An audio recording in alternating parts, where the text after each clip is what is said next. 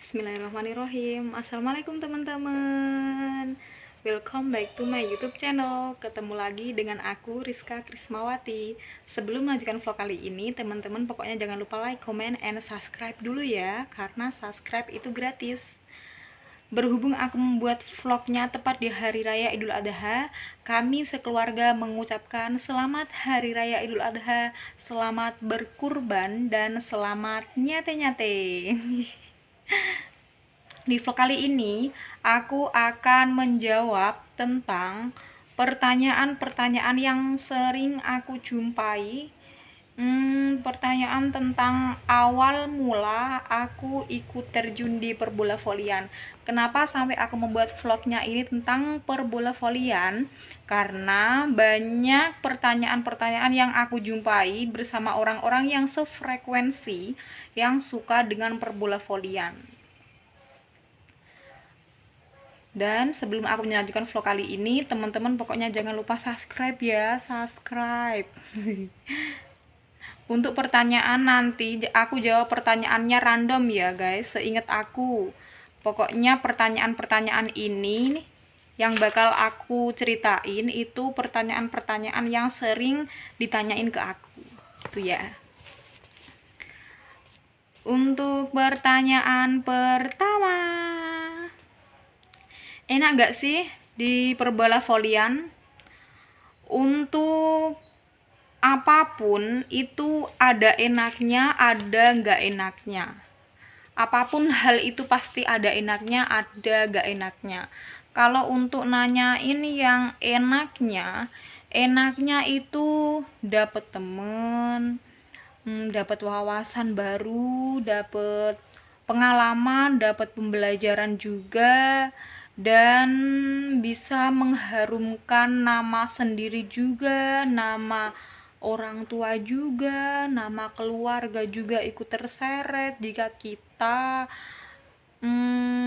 baik, kita bagus juga di perbola volian itu orang sedikit demi sedikit bakal tahu.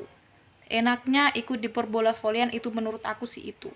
Kalau untuk nggak enaknya itu pertama itu capek, lelah, dan hampir putus asa gitu.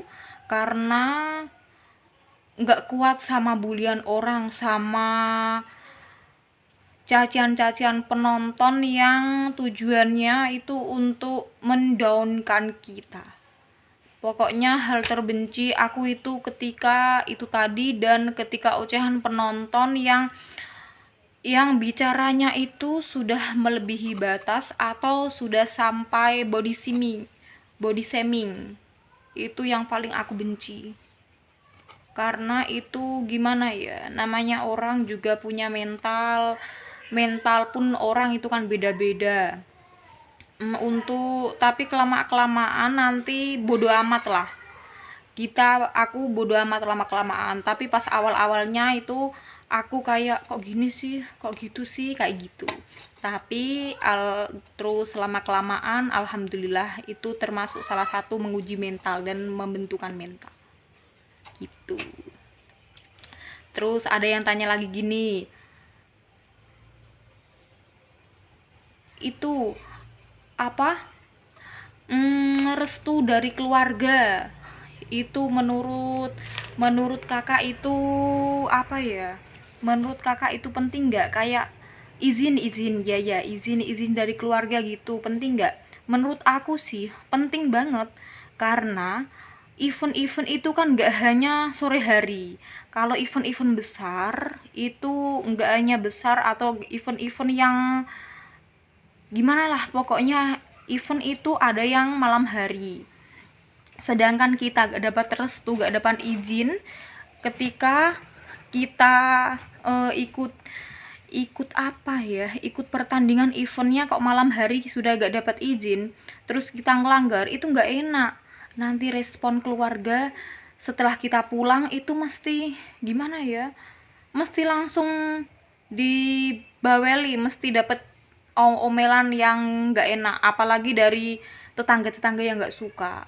Pokoknya yang terpenting aku restu dari keluarga, restu dari kedua orang tua itu sangat penting. Meskipun tetangga-tetangga bilangnya gini, tapi kalau respon orang tua mengoke, respon orang tua iya, mengiyakan, bilang mengizinkan, aku tetap melakukan. Dan enaknya dan alhamdulillah itu orang tua support, dan bahkan apa ya guys, bahkan kakak aku itu guys, dia membelikan peralatan-peralatan aku tentang voli, mulai dari pakaian, mulai dari dibelikan juga bola, dibelikan sepatu juga. Orang tua juga ikut membelikan, terus supportnya, ngasih support, ngasih semangat gitu. Pokoknya restu menurut aku nomor satu, harus dapat restu. Kalau gak dapat restu percuma. Harus dapat restu, diusahakan ya guys, dapat restu. Kalau yang nggak dapat restu tapi kok anak itu berbakat, udah gak apa-apa. Itu mungkin ujian awal kamu, tunjukkan kalau kamu berprestasi di bidang itu, kamu bisa, nanti kelamaan orang tua akan mengikuti dan mengizinkannya gitu ya. Cerita terus ada yang tanya gini, kenapa kak kok sekarang berhijab? Aku jawab gini, iya bilang kenapa kok sekarang berhijab padahal dulu enggak, selalu terbuka. Terus aku lama-kelamaan gini, aku bilang gini, itu mungkin udah dapet hidayahnya, atau mungkin sedikit demi sedikit aku menutup aurat, karena aku pernah bermain handphone dan pernah juga mendengarkan kajian-kajian itu, kalau aurat anak perempuan terlihat di orang yang bukan muhrimnya, itu bisa mengantarkan bapaknya, ya pokoknya sekitar salah satu orang tuanya atau orang tuanya itu ke dalam pintu neraka. Dan aku mendengar itu, wah kasihan, orang tua sudah mensupport, sudah pokoknya ikut lah, semuanya ikut terjun, tapi kok aku malah kayak gini. Lama kelamaan aku berhijab juga, meskipun belum sepenuhnya bisa berhijab, maksudnya di rumah-rumah kadang ya berhijab, kalau di dalam rumah atau di mana-mana enggak. Kalau di perbola volian aku alhamdulillah sekarang sedikit demi sedikit bisa berhijab, dan aku juga termotivasi sama Teh Wilda. Teman-teman aku udah pada tahu kalau emang aku suka sama Teh Wilda. Teh Wilda itu kan awalnya dulu juga nggak berhijab, dan Teh Wilda itu kan suka meng-up kajian-kajian tentang muslim atau kajian-kajian tentang itu loh, agama-agama gitu. Terus aku ya alhamdulillah mungkin juga ya dapat hidayah itu tadi. Alhamdulillah aku suka, emang aku orangnya suka hijab semenjak udah dewasa sih, karena dulunya itu aku agak tomboy. Terus lama kelamaan aku alhamdulillah berhijab gitu ya. Pertama makainya di perbola volian sih malu, canggung gitu, banyak orang-orang yang ya nggak suka, nggak ada yang suka, ada yang nggak suka, tapi lama kelamaan alhamdulillah aku nyaman dengan hijab. Terus ada yang tanya gini lagi, pernah nggak cinlok sama lawan jenis atau tim lain lah, tim cowok lain, namanya juga orang ya guys. Terus ketemu tiap hari, saling ketemu, timbul rasa nyaman. Meskipun gak sampai jadi pacar atau jadi gimana, aku tetap jadiin sahabat aku, dan aku selalu minta masukan-masukan ke temen-temenku yang deket. Terus ke yang senior-senior juga aku selalu tanya tentang apa sih kekuranganku. Pasti kan dia melihat apa sih harus bisa gini, harus bisa gitu, apalagi yang harus dilakukan gitu. Aku pokoknya selalu tanya ke senior-senior aku tentang perbola volian ini, tentang teknik-teknik juga, tentang semuanya pokoknya yang masih berhubungan dengan perbola volian. Begitu. Terus apa lagi ya? Lupa. Apa ya?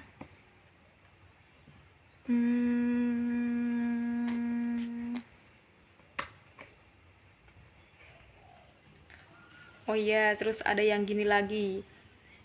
Ini yang tanya ini orang baru ikut gabung di perbola volian, nanya gini, Kak, semenjak aku ikut bola voli kok banyak yang gimana ya, banyak yang ada yang kayak mengikuti gitu loh guys, banyak ada kayak lawan jenis yang mengikuti atau gimana itu responnya gimana Kak?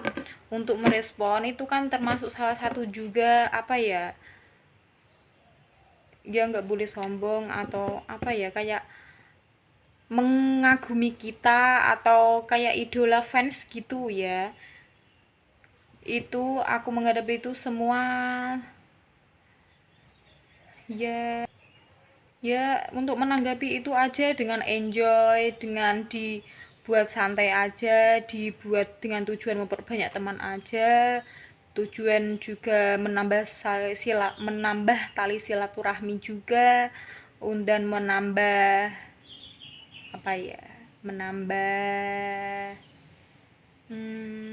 pengalaman-pengalaman juga sih.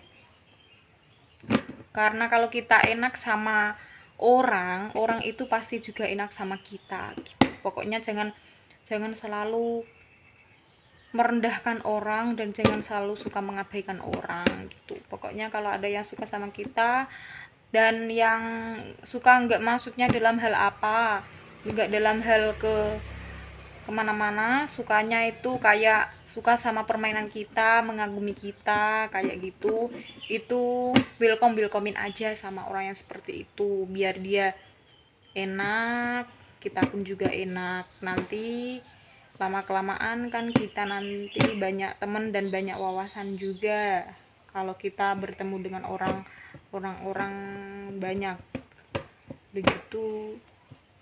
Oke guys, sampai sini dulu ya.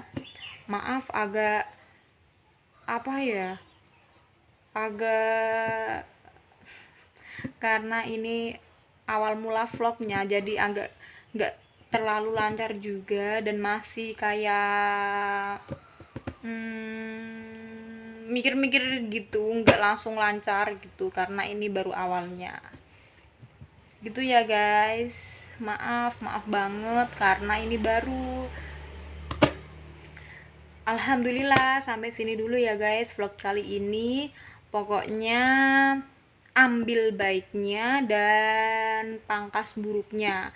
Semoga ada hikmah di balik, ambil hikmahnya aja lah pokoknya. Dan oh iya, aku lupa. Untuk yang mau terjun di perbola volian, kalian jangan takut. Pokoknya kalau kalian ada usaha, ada niat, pasti bisa jadi. Pokoknya yang ada niat dan yang pengen terjun, kok nggak berani-berani tapi dia ada niat, terjun saja, nanti bisa kok. Pokoknya jangan takut mencoba. Apapun hal kalau nggak pernah dicoba gak akan jadi dan gak akan ada hasilnya gitu ya guys. Alhamdulillah, selamat menonton ya guys, sampai bertemu di vlog-vlog selanjutnya.